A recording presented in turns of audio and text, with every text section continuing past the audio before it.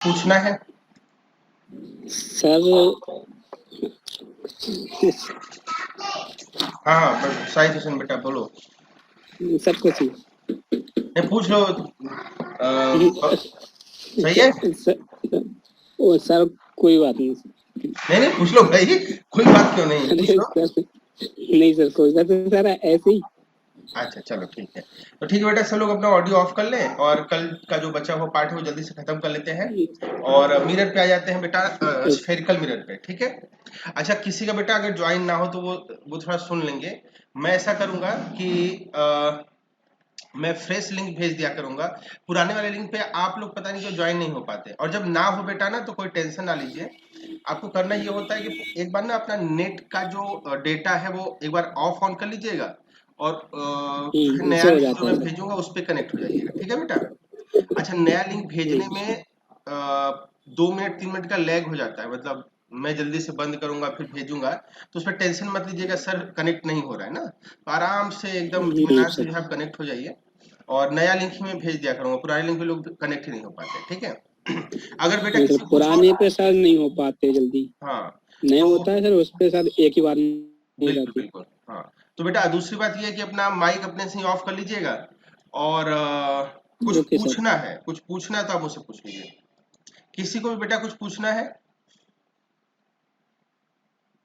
जल्दी करेंगे तब तो मैं आगे बढ़ूंगा। हाँ ना, कुछ कुछ बताएं। नो सर, नो नहीं सर। सर, नहीं चलो सर, नो आगे सर। सर स्टार्ट कीजिए सर। हाँ तो मैं स्टार्ट करता हूँ तो ओके सर। ठीक ठीक। तो स्टार्ट करें। आज हमको क्या पढ़ना है, आज हमको प्लेन मिरर खत्म करना है। प्लेन मिरर में एक आध क्वेश्चन जो रह गए हैं वो मैं आपको बता दूंगा और कुछ कंडीशन है, पहले कंडीशन से स्टार्ट करता हूँ और उसके आगे बात करते हैं। तो ये अभी आपको, हाँ ये आपको शेयर हो गया होगा बेटा, ये सबको दिख रहा है स्क्रीन। हाँ सर, ओके सर, देख रहा आज हूँ। आज ब्लू से ग्रीन हो गया है। Yes sir. Yes sir. तो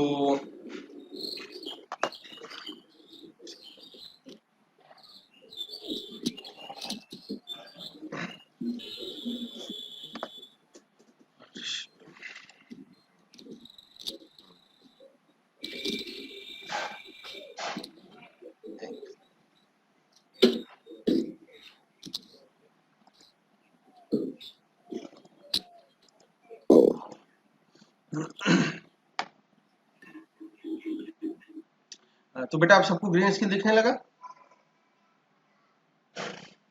हाँ sir. Okay. Yes sir.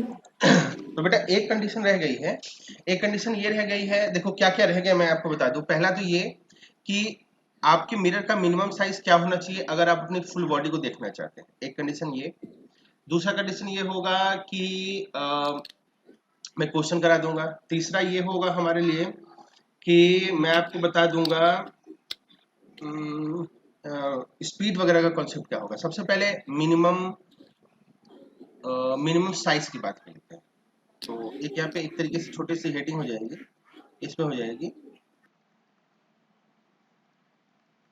Minimum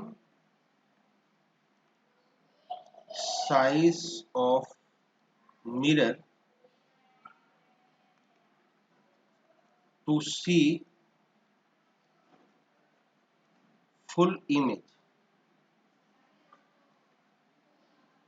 of body. बेटा लिखा हुआ अच्छे से दिख रहा है सबको? यस हाँ सर। चलो अब बेटा इस हेडिंग में क्या करेंगे, एक आदमी होगा और वो जो आदमी होगा वो अपना चेहरा देखना, अपना पूरा शरीर देखना चाहता है, और जैसे बात है वो अपनी आंखों से ही देखेगा। तो उस केस में जो मिरर यस होना सर। चाहिए वो किस साइज का होना चाहिए उसकी बात करते हैं। तो देखिए बेटा यहाँ पे मैंने क्या करा, यहाँ पे मैंने एक आदमी बनाया, ये पूरा आदमी होगा ना। अब इस आदमी की जो आंखें हैं ये बहुत ज्यादा ऊपर होती हैं। इसके लिए मैं क्या करता हूँ, आपको यही आदमी जो आपको आदमी दिख रहा है इसी आदमी को मैं एक लाइन से दिखा देता हूँ। ये दोनों एक्चुअली मैन है, बस इसमें अंतर क्या है, जो इस आदमी की आंखें होंगी ना मैं इस लेवल पे दिखा दूंगा। तो ये वाला क्या है, आई पोजीशन, आई है, ये हेड होगा आदमी का और ये लेग होंगे ना। तो ये वाला आदमी, यस सर।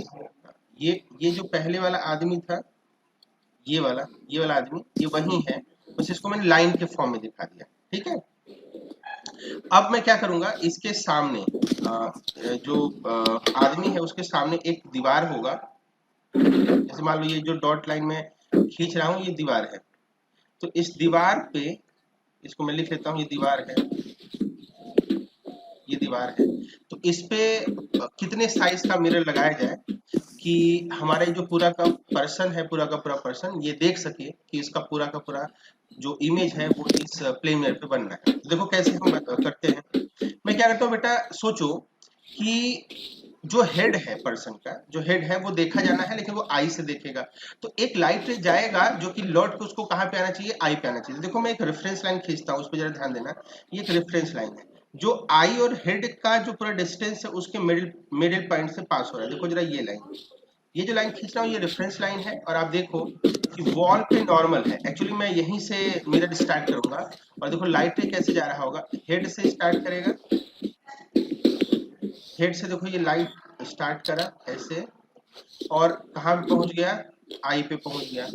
तो देखो ये आई पे पहुंचना, इसका मतलब ये है कि बेटा हमारा जो आई कंडीशन है या आई है वो हेड को देख पा रहा है ना। और ये ऐसे ही क्यों करा, क्योंकि बेटा हम जानते हैं कि जो एंगल ये होता है वही एंगल ये होता है, दोनों बराबर होते हैं। आई और आर क्या होते हैं, बराबर होते हैं, इसलिए मैंने ऐसे कंडीशन में इसको ड्रॉ करा। सेम मैनर में मैं क्या करता हूँ, ये जो आई और लेग का बीच का डिस्टेंस है उसके मिडिल पॉइंट से मैं ये लाइन खींचता हूँ जो कि नया नॉर्मल होगा हमारे वॉल पे। और इस कंडीशन में जो लाइट रे होगा, देखो लेग से कैसे जा रहा है, देखो ये लेग से जा रहा है, ऐसे गिरा और फिर आई पे पहुंचेगा। और ये तभी हो पाएगा ना जब बेटा ये जो मैंने अभी डॉट लाइन खींची है, ये वाली जो डॉट लाइन खींची है, ये वाली, इसको आप ऐसे देख पाएंगे, ये वाली लाइन, ये वाली जो मैंने डॉट लाइन खींची है, अगर ये यहाँ और यहाँ वाला ये जो दो पॉइंट है इसके इसके जस्ट मिडिल में ना हो तो ये एंगल सेम ना हो पाता, इसलिए मैंने ऐसे करा। और जब ऐसा हो चुका है तो देखो जरा, ये एंगल, ये एंगल और ये एंगल क्या है, सेम। इस समय पैर से और हेड से दोनों ही लाइटें आई तक पहुंच रही है, इसका मतलब ये होगा कि आई अपने एक साथ हेड को भी देख पा रहा होगा, लेग को भी देख पा रहा होगा। और अगर ऐसा हुआ तो सोचो मिरर कहाँ होना चाहिए, मिरर इन्हीं एन और एन डैश के बीच में यहाँ पे होना चाहिए। क्लियर बेटा, यहाँ पे होना चाहिए। और अगर ऐसा है तो यही वो कम से कम साइज का मिरर हुआ जो हमारे पूरे के पूरे बॉडी को देख पाएगा। अब ये पूरे के पूरे बॉडी को जब देख पाएगा तो कितने साइज का हुआ उसकी भी बात कर लेते हैं।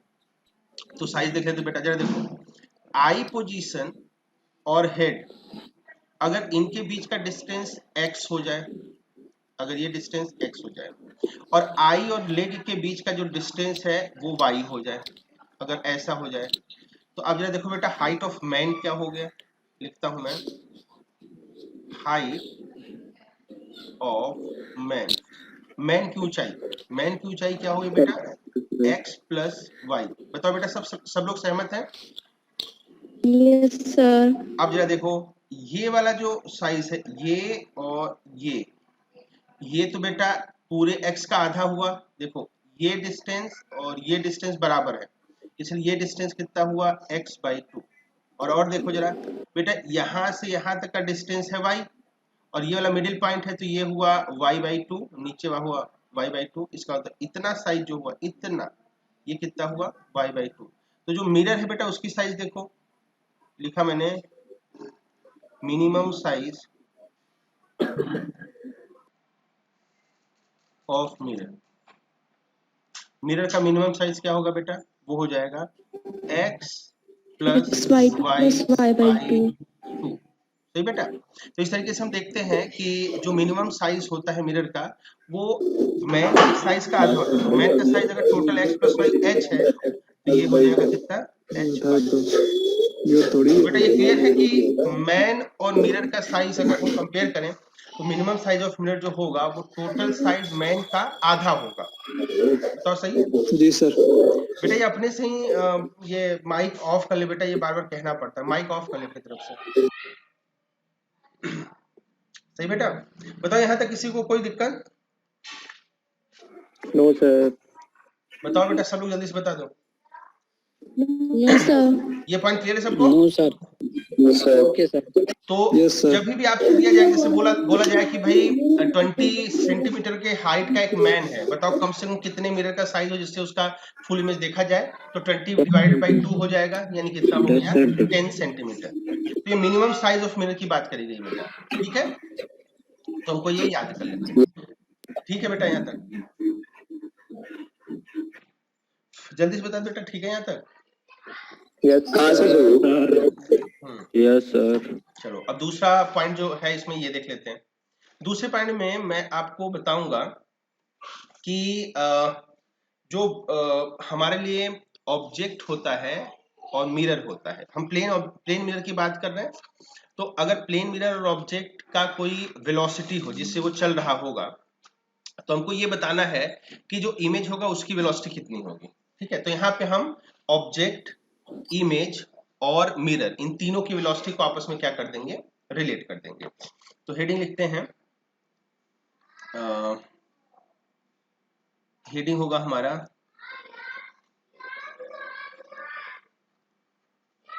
Velocity of image.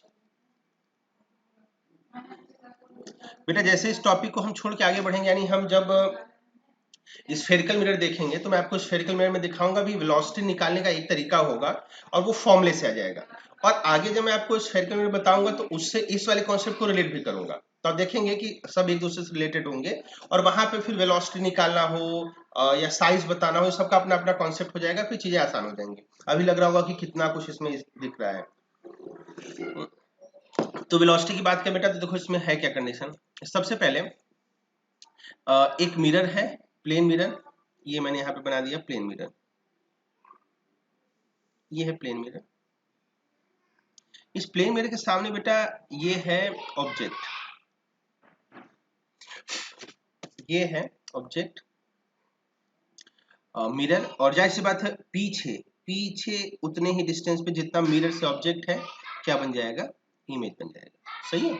अब ये जो वेलोसिटी ऑफ इमेज मैंने दिखाया, इसके मैं दो केस कर लूंगा। केस क्या होगा, पहला केस ये होगा कि जो हमारा ऑब्जेक्ट होगा या तो हमारे प्लेन मिरर के पैरेलल मूव कर रहा होगा, या तो हमारा जो ऑब्जेक्ट होगा वो प्लेन मिरर के परपेंडिकुलर मूव कर रहा होगा।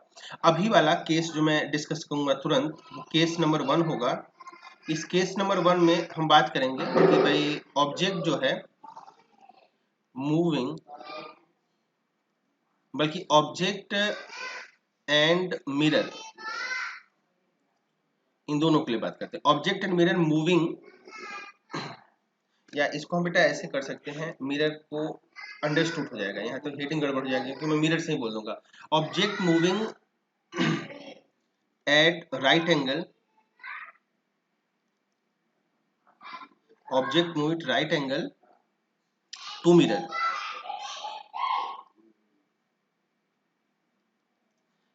बेटा ये हेडिंग का मतलब समझ में आया कि क्या मैंने कहा, बताए बेटा ये ऑब्जेक्ट कैसे मूव करेगा, इसका मतलब समझ में आया? Yes, sir. देखो कैसे, जरा वो देख लो बेटा। देखो मैं बनाऊंगा फिर इसको हटा दूंगा। देखो ऑब्जेक्ट बेटा ऐसे मूव करे, अगर ऐसे मूव करे तो क्या लग रहा है, अगर ऐसे मूव करेगा तो ये नहीं लग रहा है कि हमारा जो प्लेन मिरर है उसके परपेंडिकुलर मूव कर रहा है, नहीं।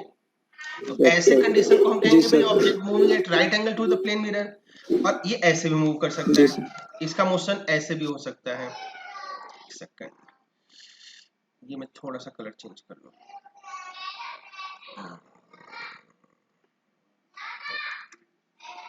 ये ऐसे भी हो सकता है बेटा, ये ऐसे भी मूव कर सकता है। अगर सोचो ऑब्जेक्ट ऐसे मूव कर रहा है तो हमारे प्लेन मिरर के कैसे मूव कर रहा है, परपेंडिकुलर या पैरेलल, पैरेलल मूव कर रहा है। तो हम बेटा ये दो एक्सट्रीम कंडीशन देखेंगे, जिसमें हम अभी की जो कंडीशन की बात कर रहे हैं पैरेलल होगा, हाँ ये राइट एंगल पे कराएंगे। तो यहाँ पे जो भी वेलोसिटी होगी ऑब्जेक्ट की वो राइट एंगल पे होगी, किसके, प्लेन मिरर के। अब जरा ध्यान से देखिएगा बेटा, आपको याद होगा कि वेलोसिटी के बारे में बताना है तो सबसे अच्छा तरीका हो सकता है कि आप भाई पोजीशन वेक्टर बता दो। पोजीशन वेक्टर अगर आप बता दोगे तो वो क्या हो जाता है, डिस्प्लेसमेंट हो जाता है। हम जानते हैं, आपको याद है हम पोजीशन वेक्टर आर के थ्रू बताते हैं। आर यानी पोजीशन वेक्टर। अगर पोजीशन वेक्टर हमको मालूम चल जाए तो ये होता क्या बेटा, ये होता है डिस्प्लेसमेंट।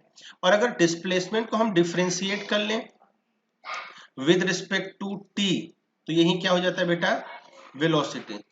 बताओ बेटा यहाँ तक सबको मालूम है ये कॉन्सेप्ट? जी सर।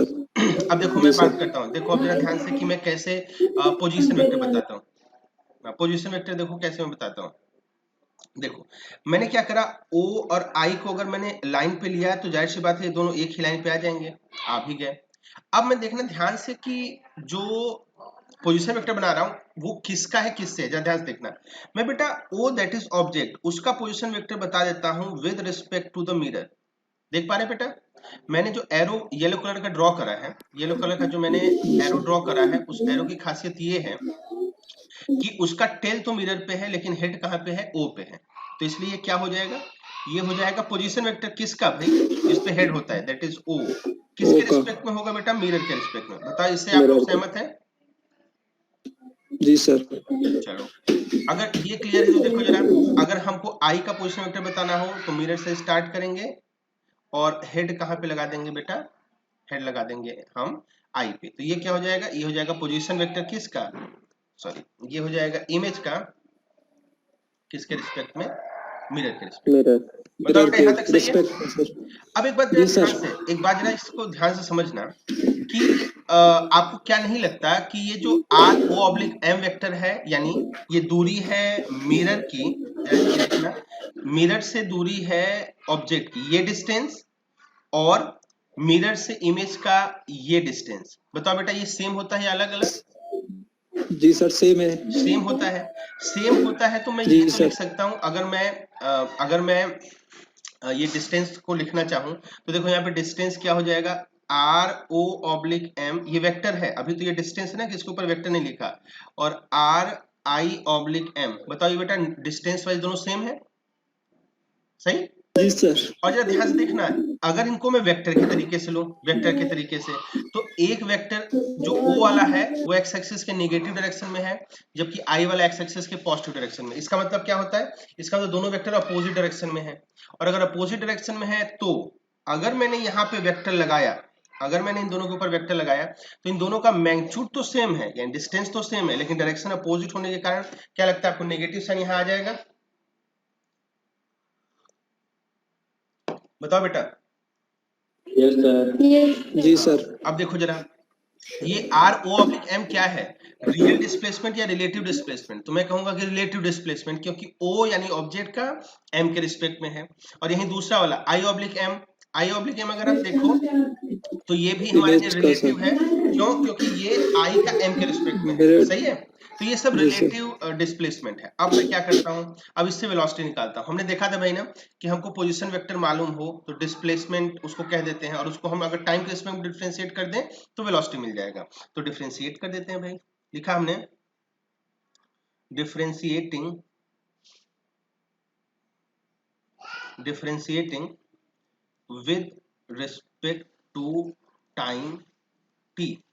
तो t के रिस्पेक्ट में डिफरेंशिएट कर दिया तो ऐसे लिखूंगा मैं d dt of r o oblique m vector equal to, minus तो बाहर आ गया, d dt r i oblique m vector. सही बेटा यहाँ तक?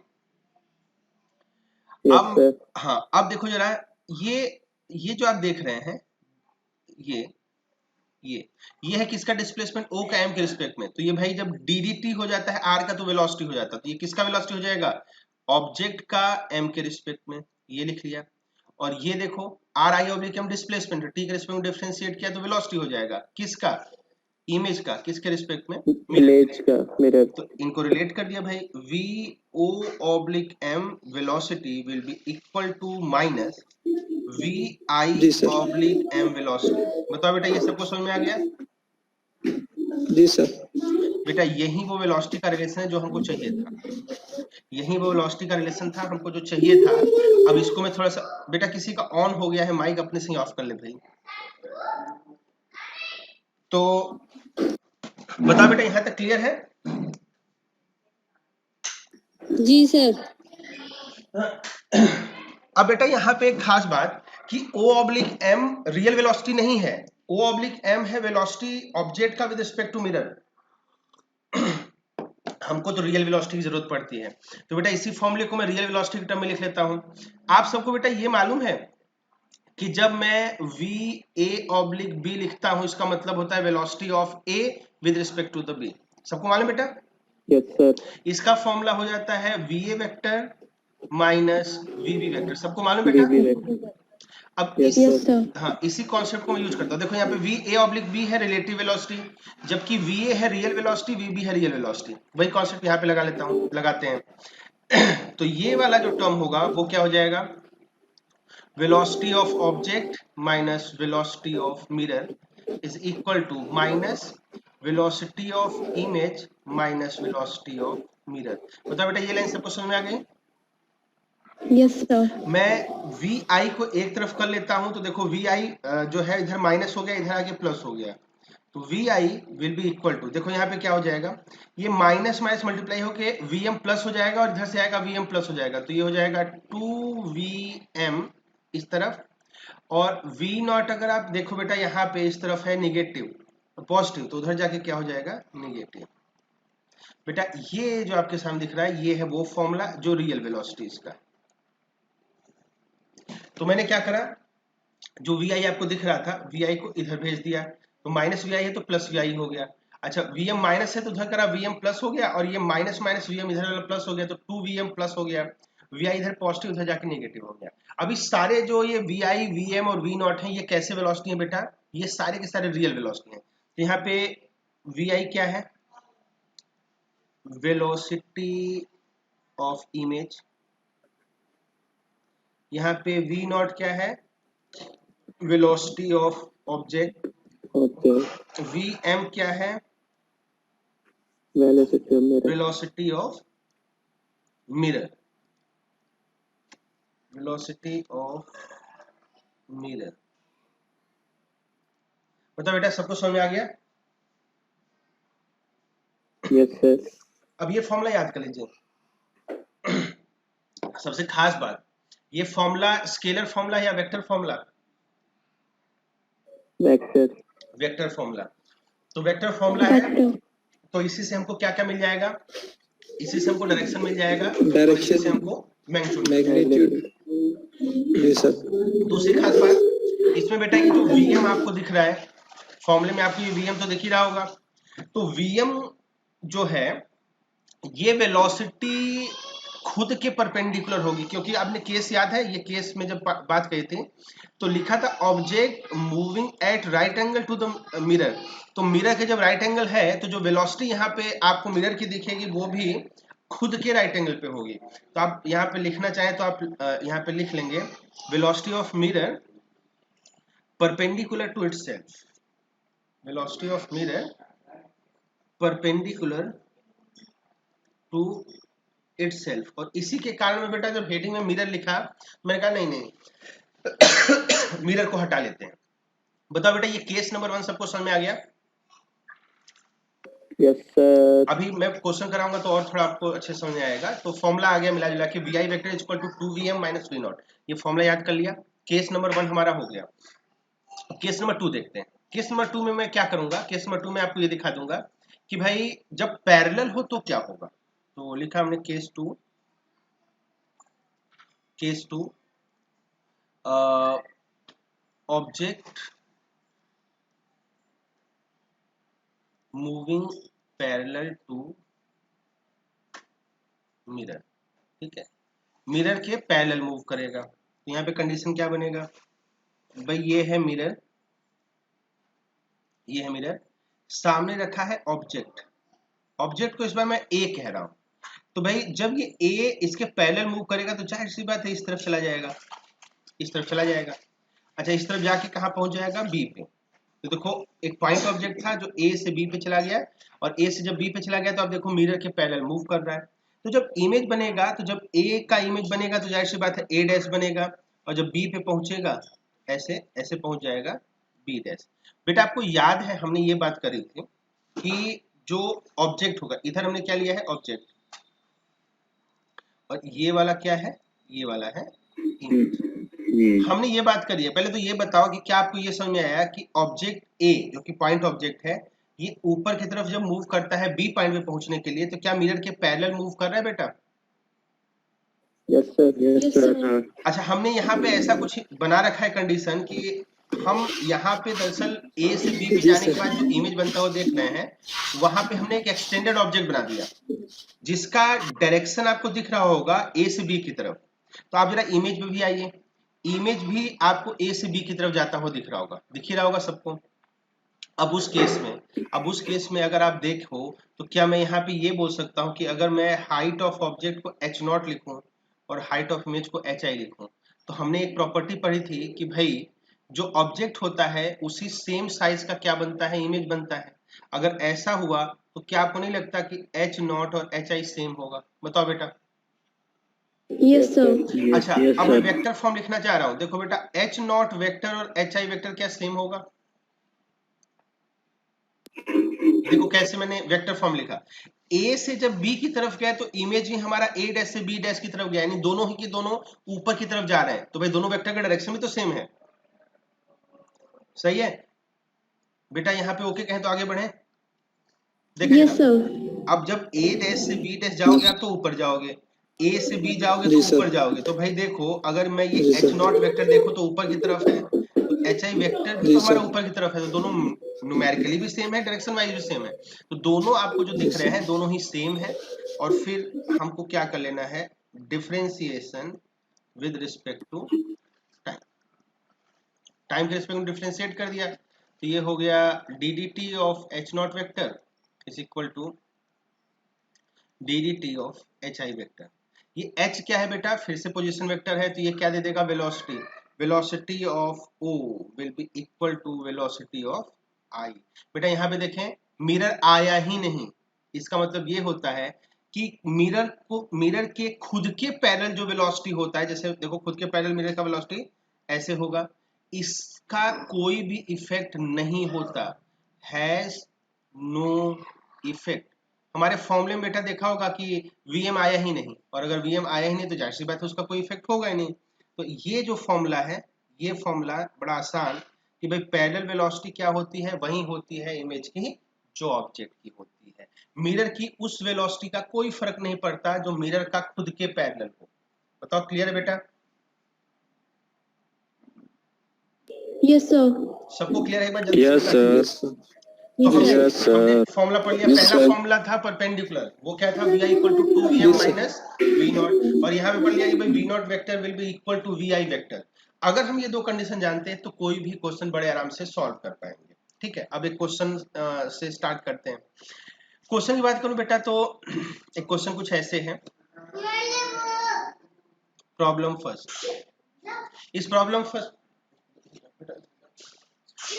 फर्स्ट इसमें क्या है बेटा, एक मिरर है और बोला गया कि हमारा एक ऑब्जेक्ट है, ऑब्जेक्ट इस तरफ जा रहा है, इस तरफ मतलब मिरर की तरफ। कितनी स्पीड से जा रहा है? 10 सेंटीमीटर पर सेकेंड। और जो मिरर है वो इस तरफ जा रहा है, कितने से? ये जा रहा है बेटा हमारे लिए 2 सेंटीमीटर पर सेकेंड। अब पूछते हैं कि भाई बताओ कि जो इमेज होगा, इमेज कहीं यहाँ पे बन जाएगा सेम डिस्टेंस दूर, कहते हैं उसकी वेलोसिटी क्या होगी। क्वेश्चन ये पूछा है, वेलोसिटी ऑफ इमेज क्या होगा? बताओ बेटा, सबको क्वेश्चन समझ में आ गया? जी सर। अच्छा, अब देख के बेटा बताओ जरा कि क्या आपको नहीं लगता कि दरअसल ऑब्जेक्ट हमारे मिरर के परपेंडिकुलर मूव कर रहा है, जैसा कि आपको दिख रहा होगा, और मिरर भी खुद के परपेंडिकुलर मूव कर रहा है। तो कौन सा फॉर्मूला यूज करेंगे? पहला वाला। पहला केस का जो हमने फॉर्मूला डिस्कस किया था वो क्या था? vi vector will be equal to 2vm vector minus V naught. बताओ बेटा, यही फॉर्मूला था? Yes sir. अब देखो ये वेक्टर फॉर्मूला है बेटा, ध्यान देना, वेक्टर फॉर्मूला है। और वेक्टर फॉर्मूला है तो क्या मैं करता हूँ, साइन कन्वेंशन का यूज कर लेता हूँ। देखो vi हमको बताना है, अच्छा vi के ऊपर का वेक्टर हटा दिया, क्यों? क्योंकि vi पॉजिटिव आके और नेगेटिव आके हमको बता देगा कि भाई उसका डायरेक्शन क्या है। लेकिन ये तभी हो पाएगा जब मैं बचे हुए सारे vector, that is vm vector and v not vector, इन सब का क्या करूं, प्रॉपर साइन के साथ क्या लिख लूं, डायरेक्शन। तो लिखते हैं, देखो सबसे पहले आता है 2, into VM that is velocity of mirror, वो कितना है बेटा 2 सेंटीमीटर। पर रुकिए 2 सेंटीमीटर हमने वीएम का क्या लिखा मैग्नीट्यूड, डायरेक्शन मिसिंग है। अब बताओ 2 सेंटीमीटर पर सेकंड का डायरेक्शन एक्स एक्सिस का पॉजिटिव है निगेटिव, नेगेटिव। नेगेटिव, तो डायरेक्शन कैसे लिखेंगे नेगेटिव साइन यूज कर देंगे। तो वीएम का मैग्नीट्यूड है 2 और नेगेटिव क्यों लिखा वीएम के आगे, क्योंकि इसका डायरेक्शन है एक्स एक्सिस का नेगेटिव डायरेक्शन। ठीक है बेटा, फिर लगाया माइनस फॉर्मूले का, फिर वी नॉट यानी वेलोसिटी ऑफ ऑब्जेक्ट, वो कितना है बेटा 10 है, लेकिन उसका डायरेक्शन किस तरफ है एक्स एक्सिस का पॉजिटिव डायरेक्शन, इसको प्रॉपर साइन पॉजिटिव के साथ लिख लेंगे। अब इसको सॉल्व कर लेते हैं। आगे वाला है -4, पीछे वाला है -10, टोटल हो गया -14 सेंटीमीटर पर सेकेंड। अब बेटा जरा देखें इसका मतलब क्या हुआ, 14 सेंटीमीटर पर सेकेंड तो इसका न्यूमेरिकल वैल्यू है, निगेटिव बोल रहा है इसका डायरेक्शन निगेटिव का मतलब एक्स एक्सिस का पॉजिटिव या negative direction, negative direction, negative किस तरफ होगा इस तरफ होगा। तो इसको हमने लिख लिया कि भाई वी आई कितना हो गया 14 सेंटीमीटर पर सेकेंड। बताओ बेटा सबको समझ में आ गया। Yes sir. बेटा कुछ लोग कहीं ऐसा तो नहीं लाइन में लगे हैं कि उनको मैं एडमिट नहीं कर रहा, एक सेकंड में जरा देखिए। Yes sir.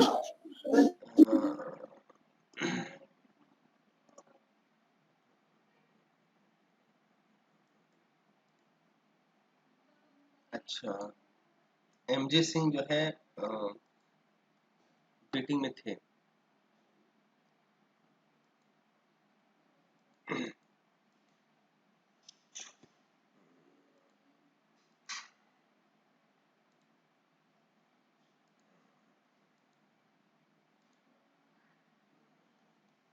चलो बेटा जो भी आना है आ चुके हैं। चलो बेटा यहाँ तक सही है बेटा जी बताइए। सर। अच्छा अब बेटा एक क्वेश्चन मैं आप लोगों के लिए लिख देता हूँ, क्योंकि जूम मीटिंग खत्म होने वाला है। जूम मीटिंग खत्म होने का मतलब आपको फिर से रिकनेक्ट करना होगा ना। तो आप क्या करिए कि एक क्वेश्चन लिख लेता हूँ, वो क्वेश्चन आप करिए और कनेक्ट होते रहिए, फिर हम इस क्वेश्चन को आगे सॉल्व करते हैं जब फिर से कनेक्ट होंगे। क्वेश्चन कुछ ऐसा है, इस क्वेश्चन को प्रॉब्लम नंबर 2 कह देते हैं। इसमें कुछ ऐसा है कि भाई हमारा मिरर है, ये मिरर है और मिरर रेस्ट में है। हमसे बोला गया कि भाई हमारा जो ऑब्जेक्ट है उसकी वेलोसिटी इस तरफ है और है 10 सेंटीमीटर पर सेकेंड, और ये जो लाइन है रेफरेंस लाइन, मैं यहाँ पे दूसरे कलर से बना दूं। ये जो रेफरेंस लाइन है इससे ये वाला जो एंगल है वो एंगल बन रहा है 53 डिग्री। आपको बताना है ये क्या है ऑब्जेक्ट है, आपको बताना है velocity of image, velocity of image क्या होगा। कहीं यहाँ इमेज होगा, इसकी आपको वेलोसिटी बतानी है। बेटा क्वेश्चन सबको क्लियर है।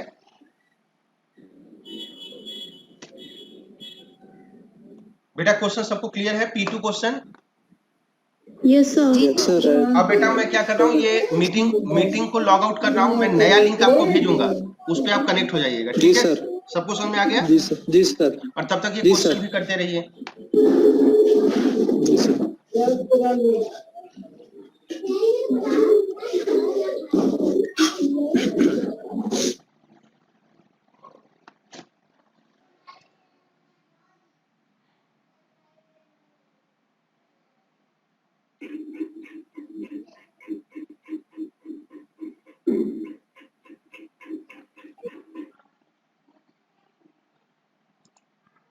मालूम है स्टार्ट ड्यूटी है सर का दोनों में इसका दीजिएगा। हाँ बेटा सब लोगों को आवाज सुनाई दे रही होगी। हाँ सर। चलो तो बाकी सब लोग वैसे ज्वाइन तो हो रहे हैं। हम स्टार्ट करते हैं जहां से हमने छोड़ा था। मैंने बेटा एक क्वेश्चन आपको अभी लिखवाया, एक क्वेश्चन अभी आपको लिखवाया। बेटा फैजान, हाँ सही है, अपना वीडियो ऑफ कर लीजिए, अपना वीडियो ऑफ कर लीजिए, आपका डेटा बचेगा, है ना। तो डेटा बचाइए, उसका बहुत जरूरी है। क्लास के चक्कर में आप लोग तो फेसबुक भी नहीं खोल पा रहे होंगे, नहीं तो थोड़ा सा बचा लीजिए। तो सही है। तो बेटा हम आगे बढ़ते हैं। मुझको लगता है जितने आने हैं उतने आ गए होंगे, IBs के आगे होंगे। चलो तो स्टार्ट करते हैं आगे वाला अपना जो हम पढ़ रहे हैं आगे का पार्ट। तो बेटा सबको स्क्रीन दिखने लगी होगी? जी सर। हाँ, अब देखिए बेटा इस केस में कुछ नहीं करना है, ये जो 10 सेंटीमीटर पर सेकंड दिख रहा है ना, उसी को कंपोनेंट वाइज डिवाइड कर लेना है, ठीक है ना। तो कंपोनेंट वाइज डिवाइड कर लेंगे तो या तो परपेंडिकुलर मिल जाएगा या तो पैरेलल मिल जाएगा प्लेन मिरर के। तो देखो मैं डिवाइड करता हूँ, 10 सेंटीमीटर को अगर मैं इधर डिवाइड करूं तो इधर एक कंपोनेंट निकालना पड़ेगा, वो कितना हो जाएगा बेटा 10 cos 53 डिग्री। बताओ बेटा सही है? cos 53, हाँ cos 53 डिग्री की वैल्यू क्या होती है बेटा मालूम है? 3/5। बहुत सही, 3/5। तो ये हो जाएगा 2, 3 इंटू 2 6 सेंटीमीटर पर सेकेंड इधर हुआ, और इधर का क्या हो जाएगा बेटा, इधर हो जाएगा 10 sin 53।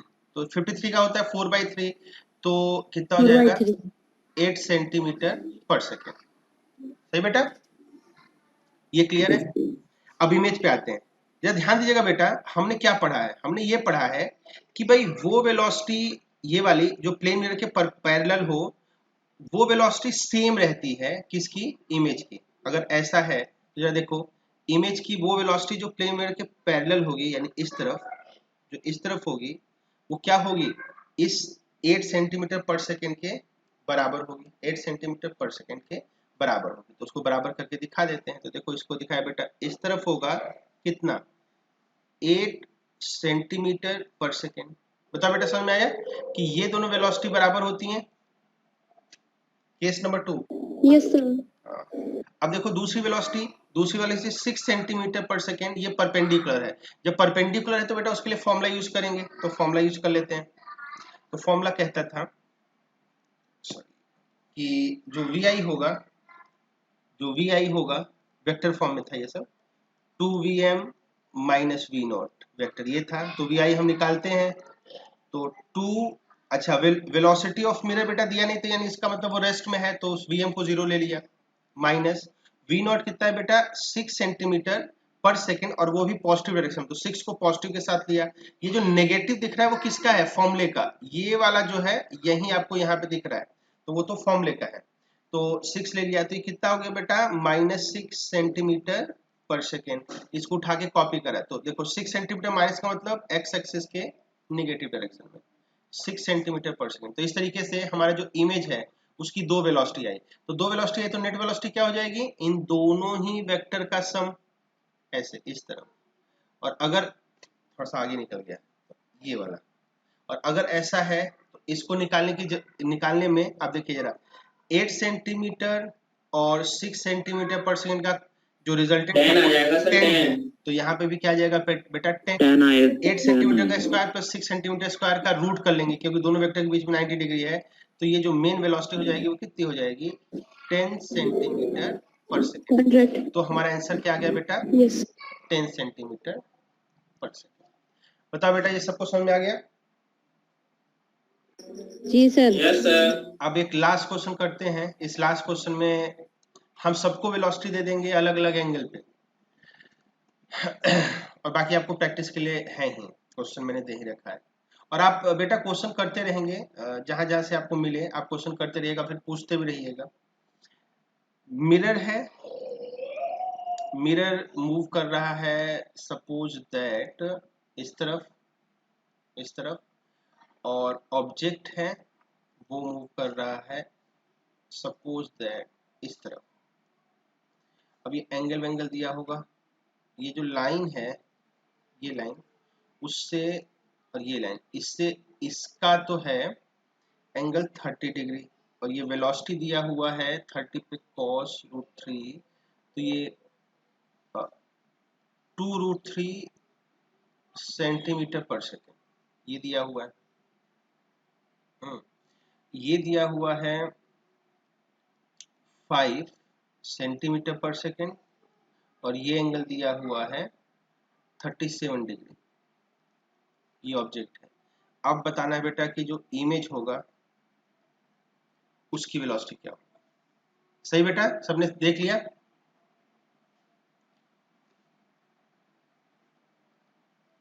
बेटा ये क्वेश्चन सबको समझ में आ गया? क्या लिखा है, क्या है क्वेश्चन? वेलोसिटी ऑफ इमेज क्या होगा? सही बेटा? जी सर। अब जल्दी से हम कंपोनेंट निकाल लेते हैं। देखो ये कंपोनेंट मैं अगर निकालूं ऑब्जेक्ट की वेलोसिटी का, तो ये हो जाएगा 5 cos 37। cos 37 की बात क्या हो, कितनी होगी बेटा? 4/5। देखो बेटा, sin 37 cos 37 की वैल्यू आपको याद होती है।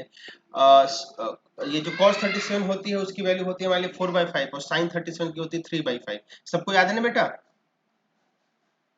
Yes sir. तो ये हुआ 4 सेंटीमीटर पर सेकेंड, और इधर जब निकालेंगे तो इसको लिखेंगे 5 sin 37 दैट इज 3/5। तो 5 से 5 गया, ये बचा 3 सेंटीमीटर पर सेकेंड। मिला जुला के ये है पैरेलल और ये है परपेंडिकुलर। अब आते हैं मिरर पे। बेटा मिरर की अगर बात करें तो मिरर का बस हमको परपेंडिकुलर वेलोसिटी निकालना, क्योंकि पैरेलल का तो कोई फर्क नहीं पड़ता। तो ये क्या हो जाएगा? ये हो जाएगा 2√3 cos 30। cos 30 की बात करें तो इसका वैल्यू कितना हो जाता है बेटा? अच्छा मैंने √3 लिखा बेटा, इससे अच्छा ना मैं थोड़ा सा √3/2। हाँ देखो √3/2 होता है ना, मैंने चलो यहीं से कर लेते हैं। cos 30 डिग्री है, cos 30 डिग्री इसके साथ मल्टीप्लाई करेंगे और cos 30 का वैल्यू होता है √3/2। तो लिख लेंगे √3/2। इतना ही तो हो जाएगा बेटा, 2 से 2 चला जाएगा, 3 × 3 हो जाएगा 3 सेंटीमीटर पर सेकेंड। बेटा सबको समझ में आ गया? अब यस सर। अब हम क्या करते हैं, अब हम वेलोसिटी निकाल लेते हैं। सबसे पहले परपेंडिकुलर निकालते हैं। वही formula vi vector will be equal to 2vm vector minus v0। ये हमने फॉर्मूला देखा। तो vi हो जाएगा 2 इंटू परपेंडिकुलर मिरर की वेलोसिटी कितना है बेटा? +3 या -3? माइनस, क्योंकि किस तरफ है? ये इस तरफ है, एक्स एक्सिस के नेगेटिव डायरेक्शन में। सही है। फिर फॉर्मूले का माइनस, फिर v0 देखें। v0 मतलब वेलोसिटी ऑफ ऑब्जेक्ट, लेकिन वो भी परपेंडिकुलर। वो कितना है बेटा? 4 सेंटीमीटर। अच्छा 4 सेंटीमीटर है, लेकिन किस डायरेक्शन में है? इसको देखें, एक्स एक्सिस का नेगेटिव, तो ये माइनस हो जाएगा। बताओ बेटा सबको समझ में आ गया?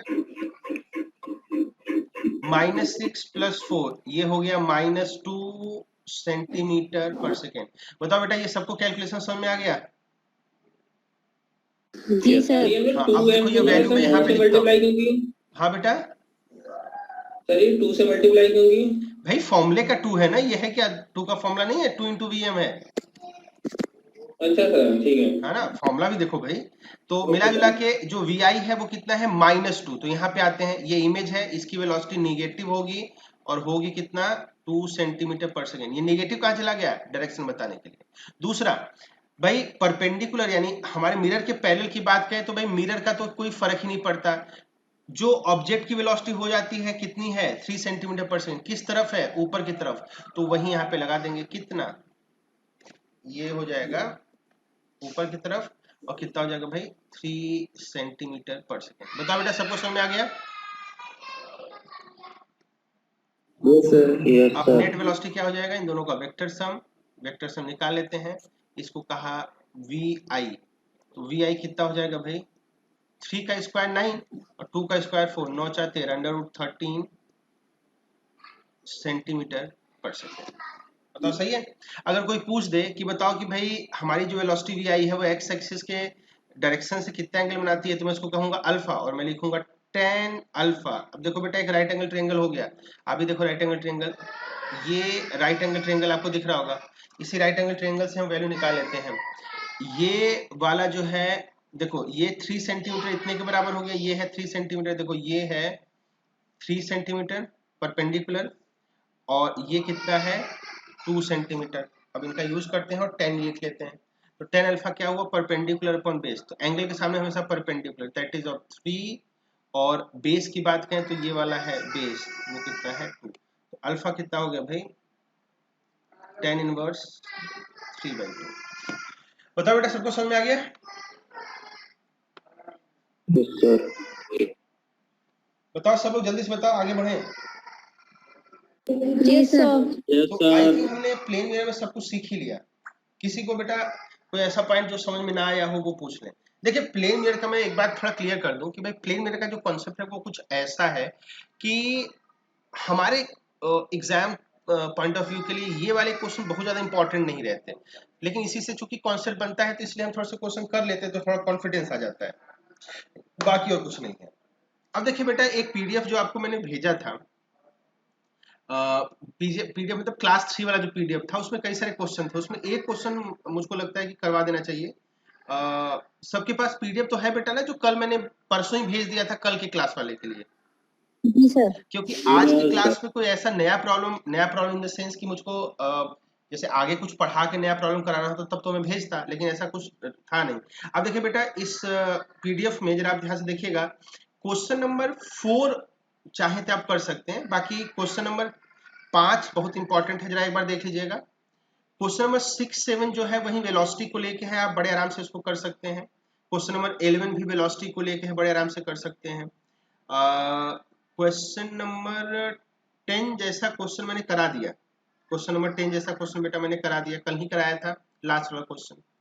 अब एक क्वेश्चन नंबर 9 में कराना चाहूंगा। क्वेश्चन नंबर 9 देखिए बेटा, सबके पास पीडीएफ तो है ना? Yes, sir. हाँ, Yes, sir. क्वेश्चन नंबर 9 जरा देखिए। अच्छा, क्वेश्चन नंबर 9 हमारे हिसाब से हमारा क्वेश्चन कौन सा हुआ? हम P3 आई थिंक लिखे थे क्या? P3, हाँ। तो हमारा क्वेश्चन हुआ यहाँ पे P4, क्वेश्चन हुआ हमारा P4। और सीट के हिसाब से अगर देखें, सीट के हिसाब से तो क्वेश्चन नंबर 9। तो इसमें देखो क्या लिखा हुआ क्वेश्चन, मैं आपके सामने पढ़ देता हूँ। क्वेश्चन कुछ ऐसे बोला है कि भाई two plane mirrors are incline to each other at as shown. तो बेटा फिगर है उसमें शो किया गया है, तो मैं फिगर बना देता हूँ। कुछ ऐसे शो किया गया है, एक मिरर ऐसे है और एक मिरर ऐसे। तो ये है पहला मिरर और ये है दूसरा मिरर। इस मिरर का नाम भी आई थिंक लिखा है, इसको बोला है M1 और इसको बोला है M2। ये दो मिरर दे दिए गए। फिर बोला है इनके बीच का जो एंगल है दैट इज थीटा, ये आपको थीटा बोला है। फिर लिखा है ए रे after the 3 successive reflection falls on the mirror M1 and finally retraces its path. कहते हैं कि भाई एक लाइट रे है जो कि इसमें दिया हुआ कि कैसे इंसिडेंट होता है। लाइट रे ऐसे दिया हुआ है, 30 डिग्री पे इंसिडेंट हो रहा है। ये ऐसे आया है लाइट रे, और इस नॉर्मल से 30 डिग्री पे गिरा हुआ है। ये एंगल है 30 डिग्री ना, कहता है इस पे आता है। तो लिखा है a ray after the 3 successive reflection falls on the mirror M1 and finally retraces its path. Calculate the angle between the two plane mirror. कहते हैं कि अगर तीसरे रिफ्लेक्शन के बाद, अब जैसे बेटा देखो, मैं फिर से बनाता नहीं हूं कल, क्योंकि मैंने बना दिया था तो गड़बड़ हो गया। तो देखो तीसरा रिफ्लेक्शन कैसे होगा, ऐसे जाएगा, यहाँ पे गिरेगा और यहाँ आएगा, ऐसा कुछ करके होगा। तो ये हुआ पहला, ये हुआ दूसरा रिफ्लेक्शन और ये हुआ तीसरा रिफ्लेक्शन। फिर कहते हैं तीसरे रिफ्लेक्शन में ऐसा कुछ हुआ कि भाई तीसरा जो रिफ्लेक्शन है उसके बाद लाइट ने अपना पाथ रिट्रेस करा। बेटा जरा रिट्रेसल का मतलब क्या है वो जरा सीखें, तो ये क्वेश्चन करने का कुछ पर्पस है। बेटा जो रे ऑप्टिक्स होता है उसमें एक खासियत होती है, रे की एक खासियत होती है। खासियत क्या होती है? अगर मान लो रे इधर से इधर जा रहा है, ठीक है, रे मान लो पॉइंट ए से पॉइंट बी की तरफ जा रहा है। अगर आपने इस लाइट का डायरेक्शन जस्ट उलट दिया, यानी अब अगर उसको कह दिया नहीं बी से तुम ए की तरफ जाओ, तो वो क्या करता है, वो अपने पाथ को रिट्रेस करता है। रिट्रेस मतलब जैसे आया है वैसे ही लौट जाता है। इसको हम बेटा कहते हैं reversibility of path. Reversibility of path, path का रिवर्स होना। बेटा इसका मतलब समझा? अगर लाइट ए से बी तक जा रहा है, ठीक है, तो अगर आपने लाइट को कहा कि तुम ए से बी तक आओ, तो जाहिर सी बात है कि स्ट्रेट पाथ पे आएगा। उसके बाद अगर आपने कहा कि अब लाइट तुमको बी से जाना है ए की तरफ, या बी से जाना है अब, तो वो क्या करेगा, बी से जाएगा ए की तरफ, तो जाहिर सी बात है उसी रास्ते को फॉलो करता हुआ जाएगा। इसी को हम बेटा कहते हैं कि लाइट जो होता है, लाइट का जो रे होता है अपने पाथ को जो है फॉलो करता है। इसी प्रॉपर्टी ऑफ लाइट रे को हम कहते हैं रिवर्सिबिलिटी ऑफ पाथ। क्लियर है बेटा? बताएं जल्दी से।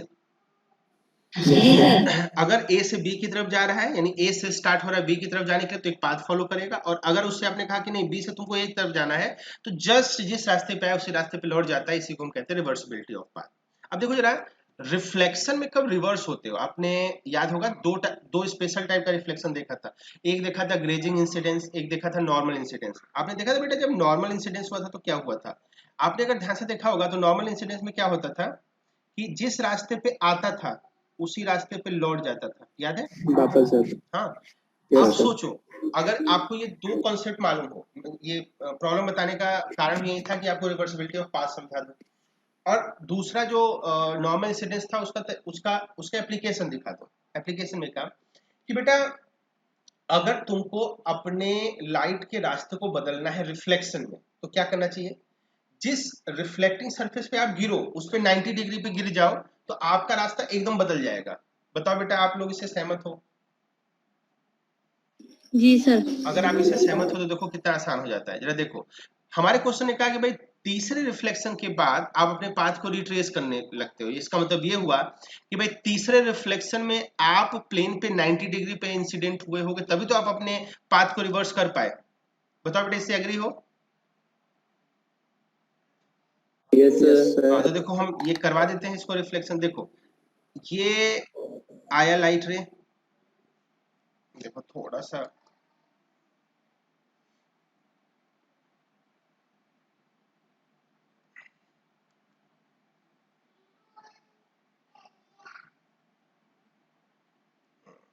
ये देखो बेटा एंगल सब बन जाएगा, इसका टेंशन आ रहा है। देखो ये गया, ये तो था पहला रिफ्लेक्शन, ये है दूसरा रिफ्लेक्शन, और लाइट रे जब यहाँ पे गया तो ये है तीसरा रिफ्लेक्शन। सही बेटा? अब एंगल ज्यादा बड़ा छोटा बड़ा सब जो है हम बड़े आराम से इसको कर लेंगे कि भाई क्या होगा। अब देखो बेटा, सबसे पहले अगर ये तीसरे रिफ्लेक्शन के बाद मिरर M1 पे अगर 90 डिग्री पे गिरे तो अपने पाथ को रिट्रेस करेगा, यानी लौट जाएगा। लौटेगा तो इसी पाथ पे ऐसे लौटेगा, इधर इधर, और जैसे आया है वैसे चला जाएगा। बेटा ये सबको समझ में आया? Yes sir. तो मिला जुला के तीसरा जो रिफ्लेक्शन है उस पे, या तीसरा इंसिडेंस है उस पे 90 होना चाहिए। अब देखो अगर ये 90 हुआ तो क्या होगा? देखो आप ये वाला जो एंगल है, ये वाला एंगल, ये तो 90 पा ही गए हो। अगर आप इस राइट एंगल ट्रायंगल को देखो, आपको थीटा बताना है, आप इस राइट एंगल ट्रायंगल को ध्यान से देखो। इस राइट एंगल ट्रायंगल को अगर आप देख रहे हो तो आपको एक थीटा मालूम है, ये वाला एक 90 मालूम चल गया, तो नहीं एक और इंटीरियर एंगल बता दो तो काम चल जाए। तो उस इंटीरियर एंगल को बताते हैं, तो बताते हैं। देखो बेटा, इसके लिए मैं क्या करता हूं, ये एंगल तो हो जाएगा 30, इसमें कोई दिक्कत किसी को नहीं होनी चाहिए। No sir. क्यों? क्योंकि एंगल ऑफ इंसिडेंस और एंगल ऑफ रिफ्लेक्शन बराबर होता है। अब देखना जरा, ये एंगल तो 90 डिग्री है, नॉर्मल से मिरर M1 के बीच का लेफ्ट वाला एंगल 90 डिग्री है, तो ये ऊपर 30 है, तो ये कितना हुआ बेटा? 60। 60 हो गया, सही है। अब 60 अगर हो गया तो जरा देखो, इसको मैं नॉर्मल ड्रॉ कर लेता हूँ, ऐसे नॉर्मल ड्रॉ कर लेता हूँ। ये 60 है, ये थीटा है, तो बचा कितना? जो बचा वो ये एंगल बचा, ये एंगल बचा ना। कितना बचा? तो देखो बेटा तीन इंटीरियर एंगल। मैं कौन से ट्रायंगल की बात कर रहा हूँ? एक से बेटा कोई लग रहा है कि प्रकट हुआ है, जरा मैं उसको कनेक्ट कर दूं।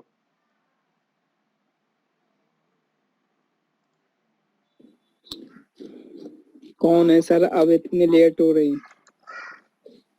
अब अपने मत करा करिए सर, आपने मुझे भी नहीं किया था। हाँ बेटा, सर आपने मुझे भी किया था। आपको क्या नहीं किया था? कह रहे सर आपने ऐड नहीं किया था हमें, गरीब हो। अरे नहीं सर ने बेटा, किया ऐसा था। नहीं है, झूठ आपसे बोल रहे मुझको हो। कोई दुश्मनी नहीं है। दिक्कत ये हुई होगी हाँ कि मैं पढ़ाने में लग जाता हूँ, तो आप रहते कहाँ हैं भाई? आप तुरंत कनेक्ट हो जाया करिए ना। कल ये सर कल ये आप लोग के मैं- ना कनेक्ट होने के कारण मैंने कहा कि भाई मैं नया नया जो है लिंक भेज दिया करूंगा। तो सर ये कल शादी में गए थे, लेट हो गए रात में, तभी लेट आया नहीं। हाँ तभी तो शादी कर लो या फिर क्लास कर लो, एक ही बात है। वही तो सर आप क्यों नहीं गए शादी में सर? बेटा, सेविंग नहीं किया था और दूसरा कोरोना चल रहा था। सर अरे सर आपका वेट करते करते हम मर गए वहां पे। मर गए सर। और आज बनने के बाद क्लास में आ गए। चलिए, सर दुल्हन आपका वेट करते करते थक गई। हाँ हाँ, तो जब कोरोना काल चला जाएगा तो बेटा हम शादियों में मिला करेंगे। सर नहीं जाएगा सर, इस सर साल तो छोड़िए, जाएगा नहीं स्टार्ट कोरोना। करिए सर, ये लोग बोलते रहेंगे। हाँ ये सब बोलते रहेंगे। चलो बेटा आगे देख लो। अब देखो बेटा इस ट्रायंगल पे उदित तो बोलते इस ही नहीं। ट्रायंगल पे जरा ध्यान लगाओ। ये जो ट्रायंगल हो गया है ये वाला ये ट्रायंगल, हमारा ऑब्जेक्टिव बस ये है कि हम जो छोटा वाला ट्रायंगल था, छोटा, देखो पहले इस ट्रायंगल की बात कर लो। इस ट्रायंगल से हम ये वाला एंगल जो मैंने अभी ड्रॉ करा है व्हाइट वाला, ये बता सकते हैं वो कितना हो जाएगा। देखो इंटीरियर एंगल का सम क्या होता है, इंटीरियर एंगल का सम 180 होता है। तो इसका मतलब ये हुआ, अगर मैं इसको अल्फा कह दूं तो अल्फा प्लस थीटा प्लस 60, ये कितना हो जाएगा बेटा 180। यहाँ तक सब क्लियर है? सही बेटा। तो ये हो जाएगा 120 माइनस थीटा, तो ये वाला एंगल हो गया 120 माइनस थीटा। अच्छा 120 माइनस थीटा हो गया तो देखना जरा बेटा, समझ आया ना बेटा? ये एंगल है 90, हाँ सर। ये सबको दिख रहा है, ये है 90। ये अगर 90 है तो हम बता सकते हैं कि भाई ये एंगल कितना होगा। वो कैसे बता सकते हैं? देखो अगर मैं अल्फा में से 90 निकाल दूं, देखो ये अल्फा तो पूरा है जितना आप देख रहे हो, उसमें से मैं 90 निकाल दूंगा तो एंगल ऑफ इंसिडेंस बच जाएगा। तो ये कितना होगा, अल्फा खुद है 120 माइनस थीटा, उसमें से 90 निकाला तो ये हो जाएगा 30 माइनस थीटा। तो ये है एंगल ऑफ इंसिडेंस, इसका थीटा। मतलब यही हो जाएगा एंगल ऑफ रिफ्लेक्शन। ये वाला एंगल हुआ 30 माइनस थीटा, ये वाला एंगल हुआ 30 माइनस थीटा। नहीं, अब देखना बेटा मुझको क्या बताना है, मुझको ये वाला एंगल बताना है, ध्यान दीजिएगा, मुझको ये वाला एंगल बताना है। और ये वाला एंगल कैसे मैं बता सकता हूँ? देखो अगर मैं 90 में से ये वाला एंगल निकालूं तो मेरा काम हो जाए, तो मैं ये एंगल को बीटा कह दिया, बीटा मुझको बताना है। तो बीटा कितना हो जाएगा, बीटा हो जाएगा बेटा 90 उसमें से 90 में से क्या निकाल दूंगा, ये वाला एंगल, ये 30 माइनस थीटा, ये निकाल दिया तो कितना आ गया 60 प्लस थीटा। अब बेटा हमको बीटा मिल गया। अब जरा देखें बड़ा वाला जो ट्रायंगल है, छोटा वाला ट्रायंगल, बड़ा वाला तो हमने पहले ही देख लिया, ये वाला, इस वाले ट्रायंगल में हमको सारे एंगल मिल गए इंटीरियर वाले। क्या क्या है जब वो देखें तो उस ट्रायंगल में कुछ ऐसा कहानी है, कहानी में ही चला गया, ये कुछ ऐसी कहानी है,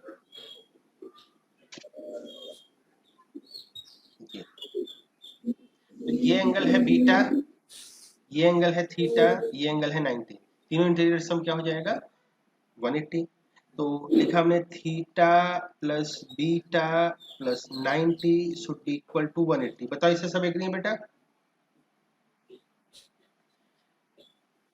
बताओ भाई सही है? Yes sir. 60 जी सर, प्लस सही। थीटा, बीटा की वैल्यू रख दी 90 इक्वल टू 180। 90 देखो 180। यहाँ पे तो 2 थीटा हो गया और यहाँ पे 90 गया तो 90 बचा, उसमें से फिर 60 गया तो 30 बचा, क्या थीटा हो गया 30 प्लस थीटा। 15। अब देख लेना बेटा कोई कैलकुलेशन में मिस्टेक ना हो, मैंने अपनी तरफ से थीटा निकाल दिया। सही बेटा? सर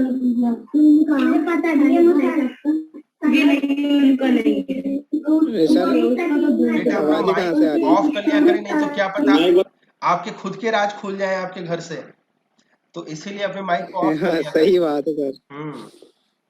मालूम चला कि आप पीछे से गालियां खा रहे हैं और आपकी गालियां सब सुन रहे हैं, है ना? तो सर हाँ बेटा, सर एक बार अल्फा एंगल फिर से बता दिए। Alpha angle, yes sir. Alpha angle बहुत कुछ लिख दिया है। चलो अल्फा एंगल देखो जरा बेटा, अब चूंकि ये बहुत छोटा हो गया तो मैं इस पे बहुत ज्यादा ओवर राइट नहीं कर दूंगा, मैं कलर एक बार चेंज करके आपको दिखाता हूँ अल्फा कौन सा है। अल्फा मैं ही अभी देख रहा हूँ, मैं ही देख लूँ कि अल्फा क्या था। हाँ अल्फा ये एंगल था, ये एंगल। बेटा आपको ये कलर दिख रहा है कि मैं कौन सा अल्फा खींच रहा हूँ बेटा? ये यस सर। हाँ देखो एक्चुअली क्या था, जो पहले रिफ्लेक्शन के बाद लाइट रे गया था, पहले रिफ्लेक्शन के बाद लाइट रे ऐसे गया था और फिर वो रिफ्लेक्ट होके 90 डिग्री पे मिरर 1 पे रिफ्लेक्ट हुआ था ना, ऐसा कुछ था।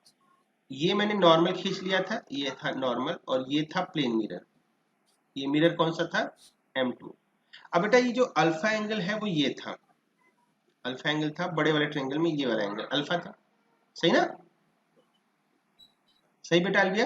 Yes sir. अब देखो बेटा ये अल्फा है, यहाँ पे तुमको दिख रहा होगा अल्फा, ये मेन फिगर में ये, और दूसरा एंगल था 60 और तीसरा एंगल था थीटा।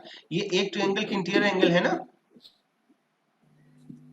Yes sir. तो देखो अल्फा पहला एंगल, दूसरा देखो, ये ट्रायंगल जो मैं कह रहा हूँ वो कौन सा है, देखो ये है ट्रायंगल, इसको ध्यान देंगे मेन फिगर में, ये ट्रायंगल की मैं बात कर रहा हूँ। आप समझ पा रही बेटा? Yes sir. इस ट्रायंगल में आप अगर देखें, इस ट्रायंगल में अगर आप देखें तो एक तो अल्फा हो गया वो यहाँ पे लिख दिया, एक थीटा हो गया वो यहाँ पे लिख दिया, और तीसरा एंगल है 60, तो इंटीरियर एंगल का सम क्या होता है 180। सही बेटा?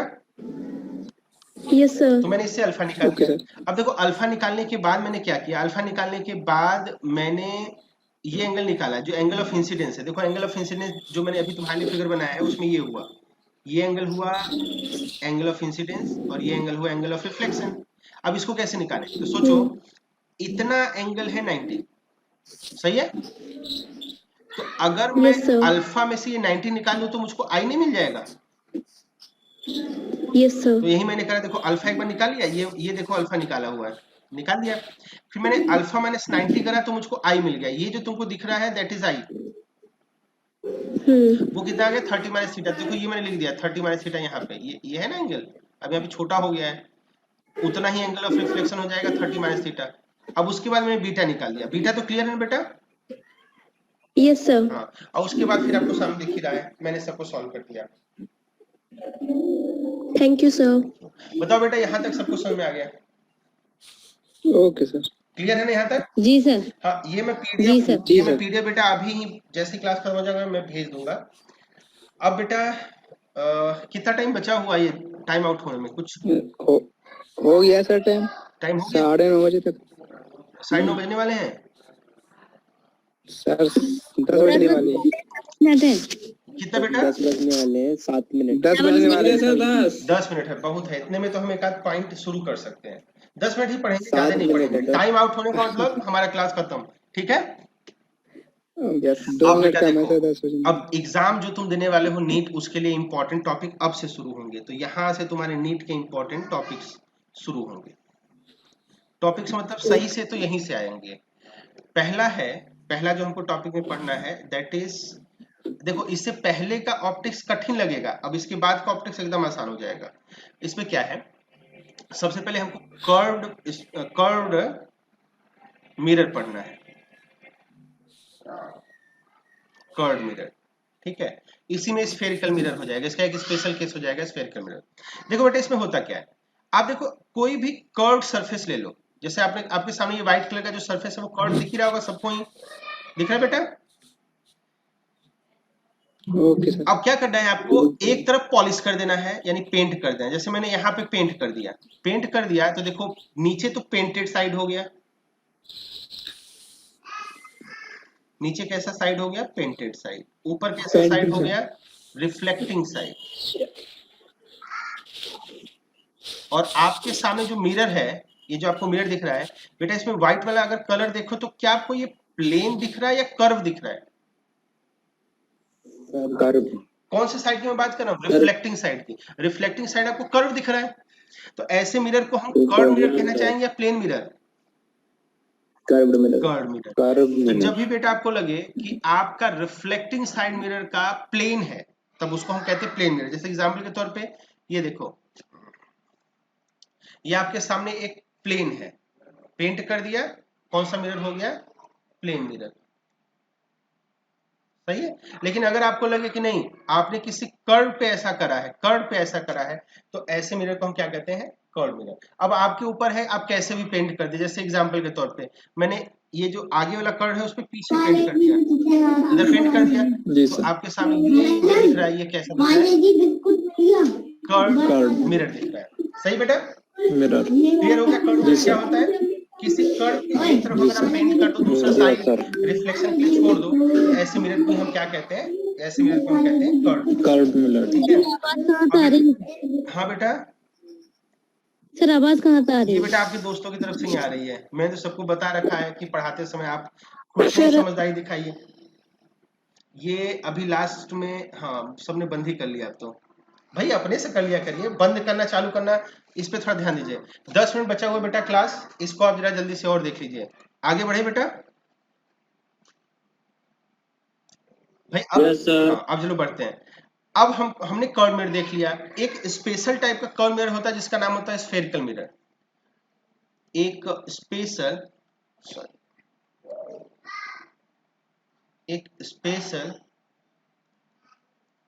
कर्व मिरर होता है जिसका नाम क्या होता है बेटा, spherical mirror. Spherical mirror curve mirror का क्या है एग्जाम्पल, ठीक है। अब ये स्फेरिकल मिरर कब बनता है, तो सोचो कोई हमारे पास एक स्फेयर है।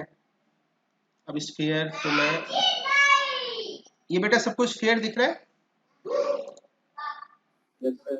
अब बेटा Yes, sir. हाँ, ये स्फेयर है। इस स्फेयर का अपना एक सेंटर होगा, जाहिर सी बात है। इसका अपना एक सेंटर होगा, इसका सेंटर होने से बच रहा है ये सेंटर। और अगर ये स्फीयर है तो इसका अपना एक रेडियस होगा, ठीक है। सर हाँ सर हाँ सर आवाज आ रही है सर। बेटा सब लोग अपना माइक ऑफ कर ले बेटा। सर मंजीत भैया का खुला है सर। हाँ बेटा, सर मंजीत भैया का माइक खुला है, मंजीत भैया का भी खुला है। ये सर बहुत बोल रहे हैं तो दोनों सर, मंजीत तो कुछ ज्यादा ही बोल रहे हैं सर, तो बंद कराइए सर। बेटा मंजीत मेरी आवाज सुन रहे हो? सर मेरा माइक बंद है सर, अभी खोला है मैंने आपसे बात करने के लिए। अच्छा देखो मेरे को बार बार देखना पड़ेगा, मुझको तो दिख ही जाएगा लेकिन आप थोड़ा समझदारी दिखाइए। चलो ठीक है। तो बेटा ये आपके सामने क्या दिख रहा है, एक स्फीयर। अब मैं इस स्फीयर को बोल लेता हूँ भाई ये ग्लास का स्फीयर है, ग्लास स्फीयर। ग्लास स्फीयर में जैसे आप प्लास्टिक की बॉल देखते हैं ना, वो स्फीयर होता है। अब आप ऐसे कल्पना करिए कि जो प्लास्टिक की बॉल है वो ग्लास की बॉल है। अगर ऐसा आप कल्पना करें, तो अगर आप ऐसा करें तो बेटा अगर ये प्लास्टिक की बॉल को ग्लास का बॉल आप बोल लें तो भीतर क्या होगा बेटा, एयर होगा। बाहर क्या होगा, एयर होगा। और ये किस मटेरियल का बना होगा, ग्लास का। ये सबको समझ में आ गया बेटा? सही है बेटा, आगे बढ़े। अब देखो, यस सर। अब आप क्या करते हो, इसके ऊपर इसके सरफेस पे आप एक कटिंग लगाते हो। जैसे मैंने ये देखो कट लगा दिया, ऐसे कट लगा दिया। अच्छा ये कट जरूरी नहीं कि ऐसा ही करो, जैसे मैंने अभी स्क्वायर कट लगाया है, आप चाहो तो ये सर्कुलर कट लगा दो। कट लगाने के बाद बेटा इसको आप बाहर निकाल लेते हो। इस फेर से काट लिया और बाहर निकाल दिया। जब बाहर निकालोगे तो आपको कुछ ऐसा पार्ट दिखेगा, ऐसा। ये भाई पूरा स्फीयर होता तो ऐसा होता, ऐसा होता। आपने उसका कुछ पार्ट काट के बाहर निकाल दिया तो आपको ये कटा हुआ पार्ट ऐसा दिखेगा। जो सॉलिड लाइन है ये आपको समझ में आ रहा है, ये वाला, ये आपको समझ में आ रहा है बेटा? Yes sir. अब बेटा अब इसी को हम मिरर कहेंगे। अब देखो यहाँ से ये इसमें गड्ढा जैसा स्ट्रक्चर दिख रहा होगा, इसको इंग्लिश में केव जैसा स्ट्रक्चर कहते हैं, गुफा जैसा स्ट्रक्चर। और इधर से आपको उभरा हुआ स्ट्रक्चर दिख रहा होगा, लग रहा होगा कि यहाँ पे ये साइड जो है बाहर निकला हुआ है ना। इधर से आपको लग रहा था लेफ्ट साइड से, इधर से आपको लग रहा है भीतर दबा हुआ है, इधर से लग रहा है उभरा हुआ है। सबको दिख रहा है बेटा? सर अब आपको क्या करना है, आपको बस पेंट कर देना है। देखो अगर आप ऐसे बाहर से पेंट कर दो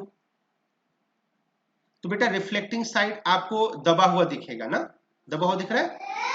तो ऐसे ही स्पेशल टाइप के कर्व मिरर को, पहले तो ये कर्व मिरर हुआ क्योंकि इसका रिफ्लेक्टिंग साइड कर्व है, और दूसरा इसका जो रिफ्लेक्टिंग साइड है ये है रिफ्लेक्टिंग साइड।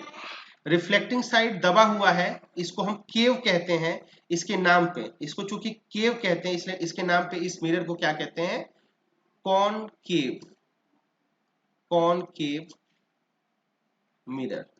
सही है बेटा? Yes sir. अच्छा अगर मैं रिफ्लेक्टिंग साइड को दबा हुआ देखता हूं तो वो केव स्ट्रक्चर होता है, इसलिए उसको मैं कहता हूं कॉनकेव। और अगर मैंने इसको बाहर निकाला, जैसे ये पार्ट काटा, ऐसे आपको कटा हुआ दिख गया, और इसके मैंने भीतर पेंट कर दिया, भीतर पेंट कर दिया, तो बेटा अब की बार रिफ्लेक्टिंग साइड ये हो जाएगा और ये उभरा हुआ है, ये उभरा हुआ है। तो देखो रिफ्लेक्टिंग साइड के नाम पे नाम रखते हैं, इस उभरे हुए को हम वर्ड देते हैं कॉन्वेक्स, और इसका नाम हो जाता है कॉन्वेक्स मिरर। तो कॉनकेव मिरर होता है बेटा जिसके रिफ्लेक्टिंग साइड दबा होता है, और जो कॉन्वेक्स होता है उसका रिफ्लेक्टिंग साइड उभरा होता है। क्लियर है? क्लियर बेटा? आज का बेटा क्लास में ही कवर करते हैं। मैं आपको आज पीडीएफ भेज दूंगा दोनों क्लास का, और फिर मिलते हैं कल के दिन अपनी क्लास को कंटिन्यू करते हैं। ठीक है बेटा? Thank you sir. Thank you बेटा।